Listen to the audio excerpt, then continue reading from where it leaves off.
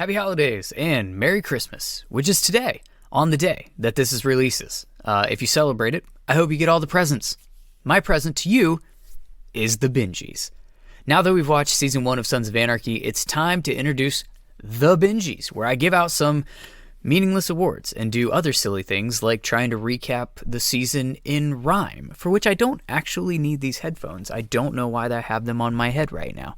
It's unnecessary. Hi, and welcome to Belated Binge, Sons of Anarchy. I'm Zach, your host, binging some of the most iconic series in recent memory that I nearly missed out on, like Sons of Anarchy, which I didn't watch until 4 years after the series finale and after I bought a Harley. It wasn't the other way around. I bought the bike, then I found this show, and then I binged this show, and then I loved this show, and now I have a podcast talking about this show. Regardless, let's give away some Bingie awards. The Belated Binge Podcast. Before we get into it, as always, there's probably spoilers, there's probably language, and you probably need to earmuff whoever needs it. Shout out to Katie holding it down for the Bonus Binge Squad on Patreon. As lonely as it is, I still greatly appreciate it. Let's not screw around. Let's get into some Bingies. So if you are picturing Michael Scott emceeing with Dwight on production, giving away silly, meaningless awards to characters on The Office while Pam is getting tanked, falling over, and making out with Jim, that's exactly what we're doing here. Except I'm alone. So let's start off with the only way that feels appropriate. I shall set the scene. You're minding your own business at your local Chili's. You had a long day at work, and you're on your third light beer because you're flat broke, and you don't care to prove that you're a beer snob. Your half rack of ribs just arrived, still steaming on the plate. You tuck your napkin in your shirt because you only have 3 work shirts, and you care more about not buying a 4th than what anybody thinks of you. You pick up that barbecue-covered slab of meat and bone, and just as you lift it to your fully gaped jowls, which I can't do currently because I had a wisdom tooth yanked out of my head recently, and my mouth only goes so wide. Anyways, you see a strange man holding a microphone with the hood pulled up of his all-black zip-up hoodie. And an even stranger-looking dude in a mustard-colored shirt starts playing music. And then you hear the Bingies. How can I explain it? I was late to come around, so we're calling it Belated. It's never been debated because the binge is underrated, but to anybody here, I'm so happy that you made it. Now first, before the best and worst, let's remember what has happened from the episodes you heard. We were first introduced to Mr. Cool Guy Jax and found out quick he was gonna be a dad when his late night ride was interrupted with a bang from a rival club who stole the guns meant for a gang. Cause see, Jax is part of a motorcycle club and they make their living on the streets selling guns. Turns out their supply comes from the real IRA, who were none too pleased to hear about said bang. It took quite a long time to free the club from the debt, and all the while Jax was reconnecting with his ex. And she brought along a stalker who happened to be a Fed, and this becomes a problem when he holds her hostage in her own bed. Thinking on her feet, she shoots him in the gut and calls in Jax, who spills ATF blood. This act may have bonded these two souls for life, but the end for the club is nowhere in sight. They've got to find a way to navigate a hit, and it all goes wrong for Opie jumping back in. He's been in jail and keeping his nose clean until money and wife problems bring him back on the team. The hit goes amiss and there's a witness who sees it all, and this is the perfect opportunity for ATF Agent Stahl.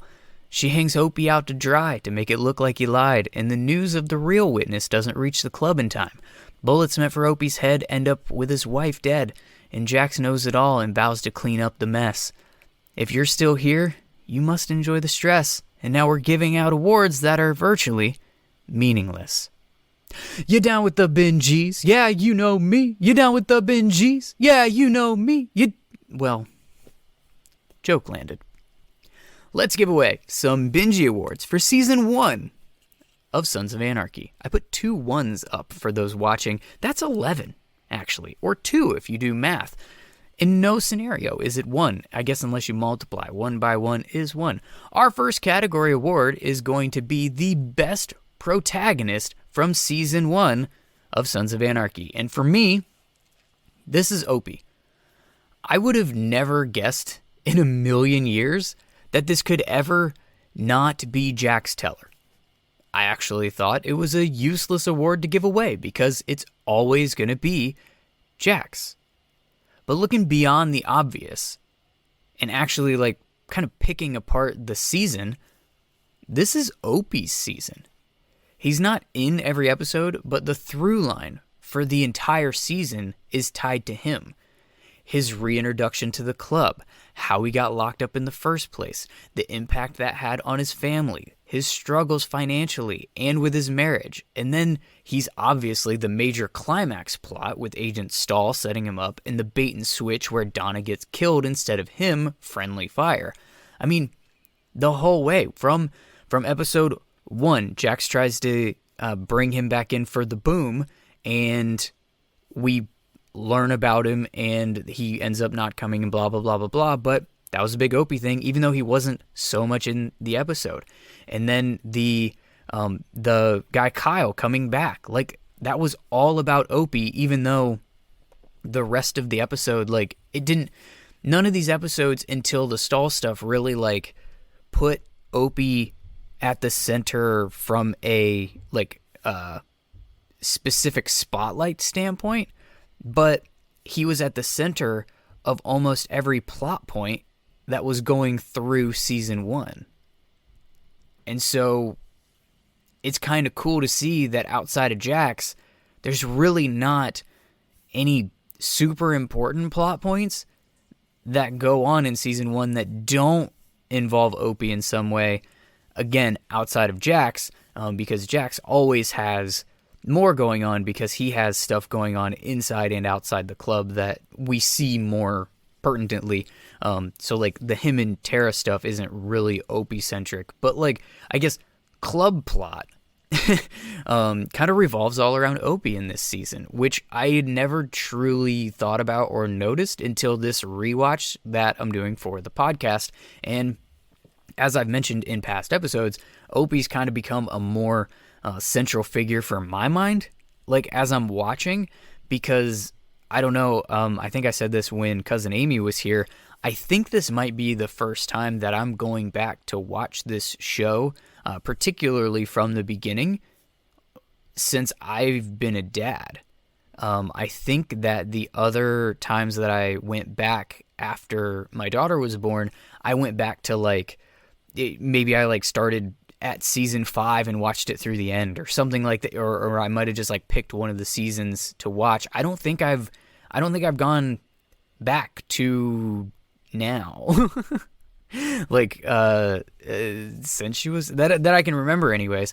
And I think Opie is a character that hits a lot harder when you're a parent. I don't know. That's just my opinion on the thing, and I assume that you are interested in my opinion if you're listening or watching this, because you know it's my podcast. I also appreciate the fact that Opie's not flawless in this season either. You know, he's dealing with the struggle of the push and pull between his club and his family, and he makes mistakes that contribute to the ultimate act of his wife being killed by his own club. And I just think that makes him a very interesting protagonist character in season 1. Which leads us to our next character award, which is Best Antagonist. And there are plenty of choices for this because there's a lot of conflict in this season with a lot of outside parties for the club.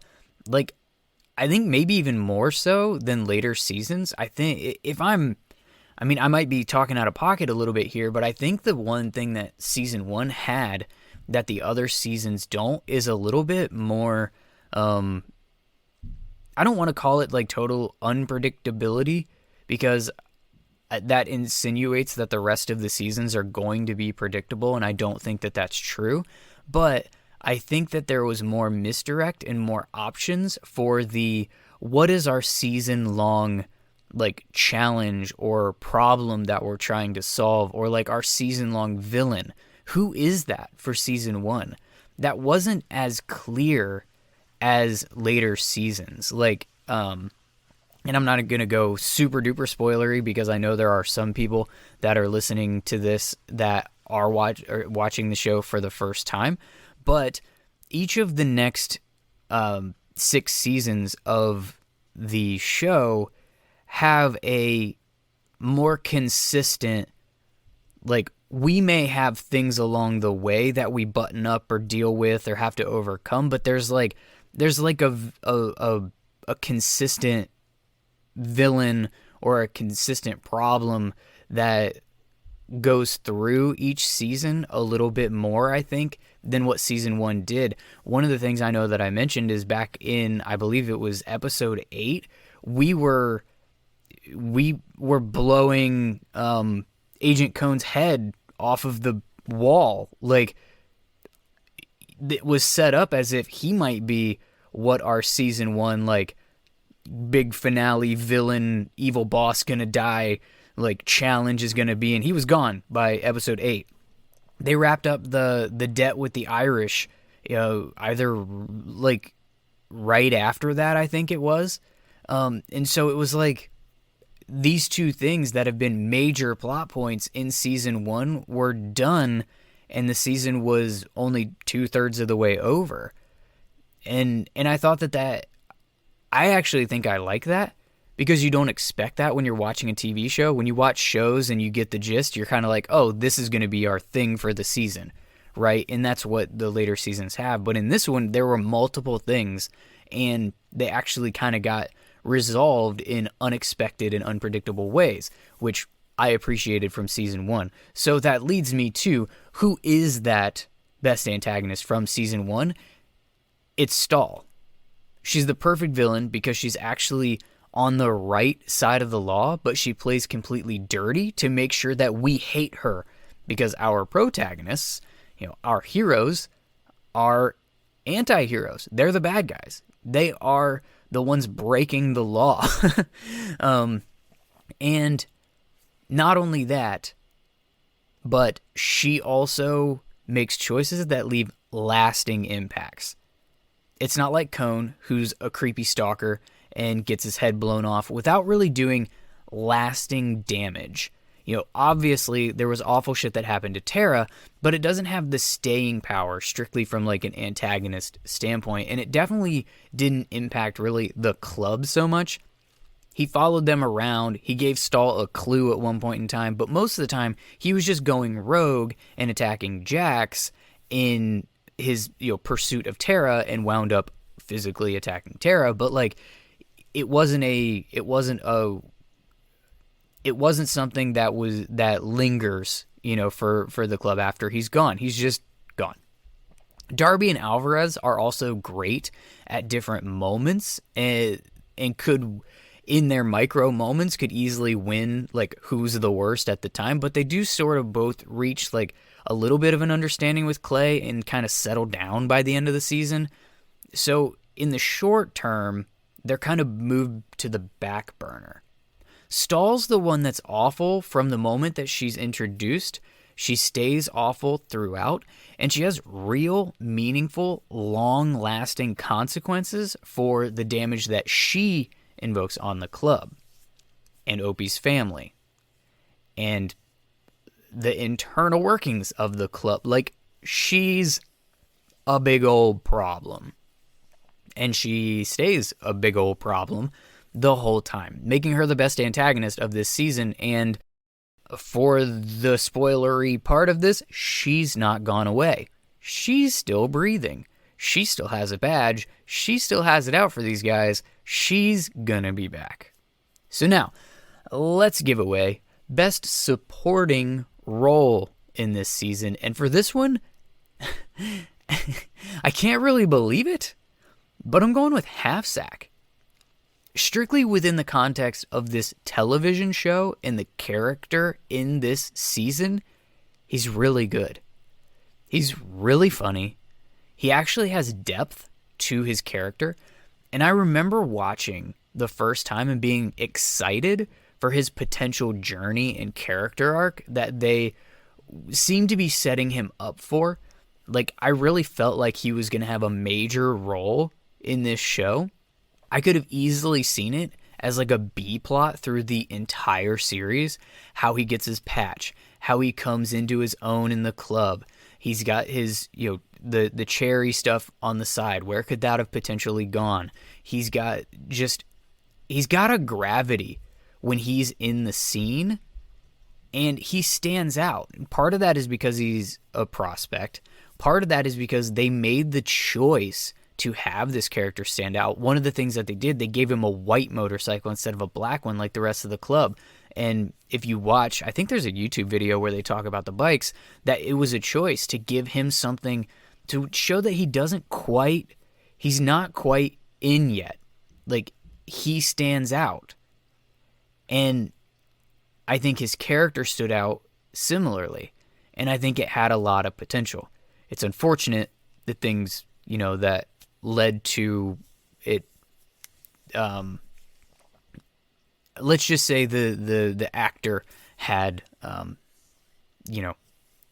stuff. And I'm going to leave it at that because I'm keeping this podcast focused on the show. And within the context of the show, Half Sack was really great in season 1. And I would have really loved to see where that could have potentially gone based on where he was in season 1. Our next character award is going to be the most underrated character. And for this one, I'm actually going with someone outside of the club entirely. I'm going Tara. I think she's underrated by a lot of people. She gets a lot of hate in like the fandom. If you're on social media and you see something posted, there's a lot of pro Gemma, anti Tara rhetoric kind of stuff, or like pro Jax, anti Tara. People really connected with this show in ways that they felt like, or at least they seem online as if they felt like accosted that Tara could possibly try to take Jax away from the club, and just hate this character for it. I think she's kind of great. Particularly in season 1, she's the only person that's not afraid to stand up to Gemma. She's a wildly successful surgeon who saves babies, by the way. She offers Jax the ability to grow into the person that he needs to become for the show. She's easy on the eyes, a believable partner for him because she's strong enough to stand on her own. But she also has her own demons. She has her own insecurities. She has her own trauma. She can handle pulling bullets out of Irish booties and handle herself enough to like shoot Cone in the gut when he tries to assault her. But she still also needs Jax in a way that's not overdone, but it's enough to make that relationship feel believable and good. She's just a solid character, especially in season 1, and not given, I think, the credit, in my opinion, that she deserves for that as a character. Next award, Best Plot Development. And we couldn't do this without throwing a bone to the Prince of Charming himself, Jax Teller. And it's the way that he's coming into himself. It's balancing the information that he's getting in the writings from his father, trying to wrap his head around the club's future and seeing a different path for the club than what Clay sees, and ultimately like hardening as a cold-blooded killer, standing up to Clay and Tig for what they did to Donna, and yet doing so in a way that's not like, look at me, everybody, look at what I'm doing, but doing it with the mindset of the quote-unquote greater good in mind. He goes from stepson, following Clay's lead and afraid to kill someone point blank, to that cold-blooded killer who's ready to evoke change from within and take Clay down, become the leader that the club needs across 13 episodes. It's a great season arc. It's a really fun journey to go on, and it isn't exhausted out. There's still plenty of meat left on the bone to explore in the series, and it's a great foundation of growth that he showed in order to get to where he needs to be for the rest of the series to play out.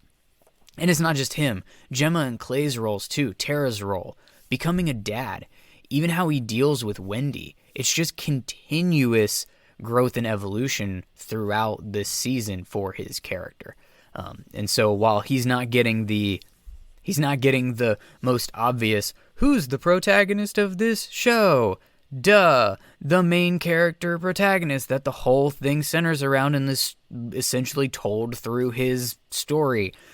But his growth and development, I think, is absolutely essential and meaningful to the plot itself, particularly of season 1. And I really appreciate it because I also connect a lot with that character. Now we're going with best plot twist. And it's Donna. This is kind of low-hanging fruit a little bit. But I'm not going with just her death. That's the obvious choice.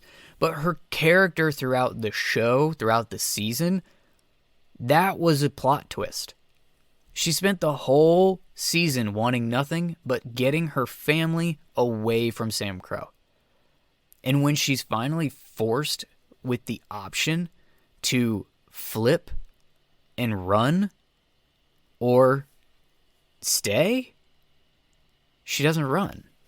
She sticks by Opie, and you actually see her happy about that. Something happens in that moment. Some kind of realization that she has after standing up to Stahl in the witness protection offer, and the way that she does the, what kind of mother are you going to be? The one that doesn't abandon her family. It's like that empowering moment for her flipped some kind of switch, because she walks out of that building a different person than what she has been throughout the season. She's happy. The next time we see her, she's bubbly. She's giddy. She's happy that Opie's mom's in town and the kids are going to go stay with her for a bit and hang out so that she and Opie can have some one-on-one time, and insinuating some hanky-panky gonna take place. And that is not a feel that you have gotten at all in season 1 from their relationship. And a lot of it has been driven by Donna not being happy about Opie in the club. And again, by the end, she's wanting to stay at Jax's party to help Gemma do like chores and stuff.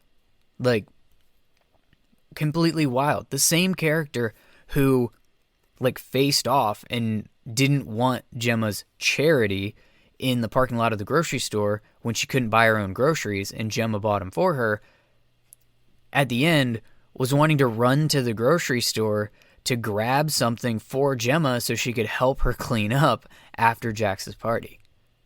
It was a complete twist for her character to go through that, and then it was also the obvious twist when she gets in the wrong car. But she was ready to embrace the life in the club, the family, and then it's obviously ripped away. So the whole thing is a gigantic plot twist outside of the obvious, we're building this up as if Opie's going to die, we're going to kill Donna instead. But it was her character was the twist. And so, while yes, it is kind of the obvious, it's also more than that, in my opinion. So now, let's do some just random awards. These ones are just kind of fun. Total Badassery Award. This one's going to Don't Ever Sit on Another Man's Bike. I love the scene. It's so badass. It's in episode 4, Patchover. The douchebag who treats his girlfriend like shit and Jax bashes his face with a helmet. It's just something that I wish that I could do sometimes when people are particularly shitty and I can't get away with in real life. And to me, that's what makes it badass. Like, it's not badass to actually assault people. It's badass what this scene was really doing. It was just a toxic masculinity show of brute force, yes. But it was also, this is a crappy dude who, like, puts his hands on his significant other and doesn't seem to have a respect for other people's like property. He just goes over and like gets all over somebody else's motorcycle to get pictures of it so that he can obviously show them off somewhere somehow. I don't know if the gram is where he's going with them in whatever it was, 2008. It would have been either late 2008 or early 2009 when that episode took place. He's just a really crappy dude. And to see him get his face bashed in, that's what makes it badass to me. And it's just fun. I love that scene. It brings me joy. My immature self enjoys it a lot. The I didn't expect to laugh this hard award, it goes to Piney. He's got some really unexpectedly hilarious moments throughout the season, and they're just that, moments. They're short, sweet, perfect moments. Not all of them, but the ones that are perfect. When Tig asks him if he can get high off his oxygen tank and like turns it way up, and like the face that he gets, like, oh, making me lightheaded. It's perfect. When Half-Sack is tailing him and says that he tried to like wave at him because he was getting lost, it's perfect. When he goes in and tells the bartender that he's got all the assistance that he needs and points at Half-Sack, it's perfect. When he tells the dude he's ready to die, it's perfect. When he beats the chick with a pillow for trying to get high in his bed, it's perfect. Hell, it's pretty funny when he tells Opie to grow a dick and handle his business in like the first episode or whatever it was, or second episode. He's a very stoic character who does not portray like comedy. He's not a jokester by any means. He's not really in on the rah-rah with the club when they're, doing witty banter around or anything like that. So when he has his lines, like his one-liners of just like wonderfully comedic timing, it just hits so much harder, I think, and I enjoy it a lot. He's brash, he's cold, he's flawed, but he's got some of the funniest moments that you aren't expecting to see in Season 1. Now, how about the thank God they didn't do the stupid dumb thing award? And this is Jax blowing Cone's head off immediately. So many shows do the thing, and the episode that I'm talking about did the same thing, or was set up to do the same thing. It's, okay, Tara has been assaulted by Cone, she's taken his gun, shot him in the stomach, and he's sitting there bleeding on the floor. Tara calls Jax, and they could have easily, in about 1,000 different ways and scenarios, messed around long enough for him to get away, or for them to get caught, or for something stupid to happen. It doesn't happen. Jax walks over, bang, bang. Well, actually, it's just one bang. Bang. And that's it. Agent Cone is out of the show. And I appreciated it a lot, because most shows would do the drag it on and are they ever going to do this and how's he going to get away thing. Quickly, let's do the dumbest shit I'd forgotten about award. Half-Sack stealing an ambulance and then immediately needing it for the new Irish contact Cameron.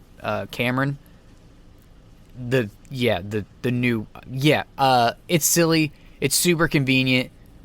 It's dumb. I had forgotten about it. It's funny when he goes and does it, but then like it's just kind of cheesy, silly. Whatever. Last award that we're going to do for this is Dumbest Plot Device Award. Not to be confused with the Dumbest Shit I'd Forgotten About Award, but this is Dumbest Plot Device Award. And for me, this is Gemma having just like superhero plot vision. She always sees shit and dissects it and knows everything off of like one glance that is going on. And she's always giving some kind of information, like she's receiving it and then immediately regurgitating it so that she can be the one to relay it to Jax or Clay or whatever. Like, she's like overpowered in the show, and to me it's dumb. The show's not dumb. The character isn't dumb, although I have my problems with Gemma throughout the series. It's this little all-knowing Gemma thing that is dumb. That is dumb. And that's all I got for you this time. So what now? Well, I've got a new series that I'm launching into the mix. I've been dropping some hints on social media that I've just confirmed. At the time of recording this, I pretty much just put that out there. But if you missed it, maybe you're not following on social media, which you should be doing. I've got a new series that I'm going to be doing. Also, by the way, shout out to Layla for the first one, being the first one to get it right. She guessed Breaking Bad quicker than anybody else. And I've never seen Breaking Bad. So I'm really excited to do a true first time me reacting to a belated binge in its truest form. So that's going to be a lot of fun, I think.